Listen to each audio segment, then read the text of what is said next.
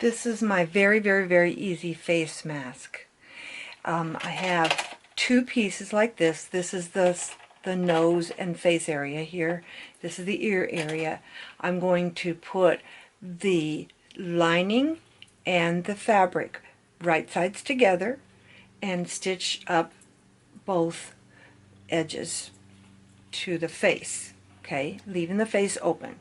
I do that with both of them, and then I turn one of them.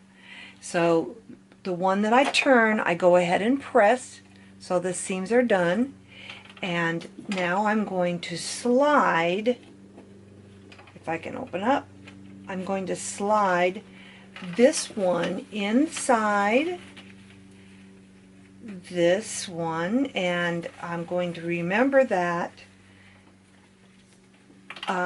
when I take a seam, I'm going to be the same. So follow your presser foot edge when you're stitching this, because you want to be right on the exact amount of seam allowance. So I'm going to now, I line this up so that these two match, and I'm not quite all the way down, so I'm going to pull it from this end right here, so that I pull this down so that I get these two to match. And then what I do is I make sure that when I start stitching that I'm stitching right on these two meeting on those seams. So now I'm going to stitch down the front,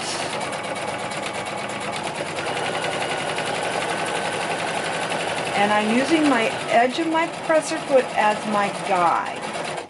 So the edge of the seam, the edge of the fabric, raw edge of the fabric is right here on the edge of the presser foot.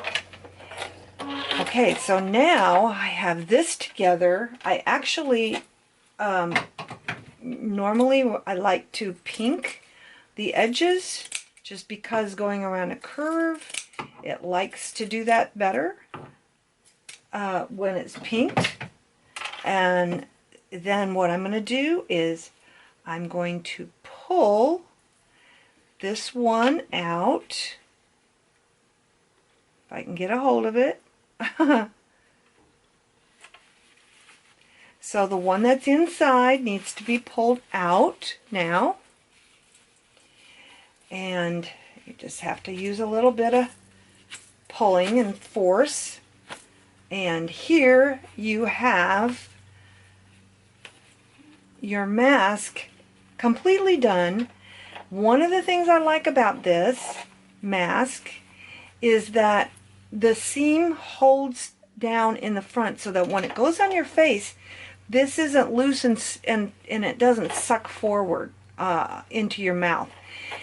This does not have an opening for a coffee filter, but what I've used here is a nylon leave-in interfacing, and so it's actually going to be pretty strong and pretty invincible here.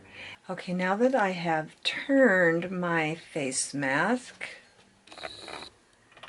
and I want to go ahead and stitch, turn the outside edges down twice and stitch across, and I'm going to make it have a casing there, and I'm going to put my elastic in. Now I cut my elastic. It's actually, I like the 1/8 inch elastic, but if you like the 1/4 inch elastic, you won't be able to do this with a bead.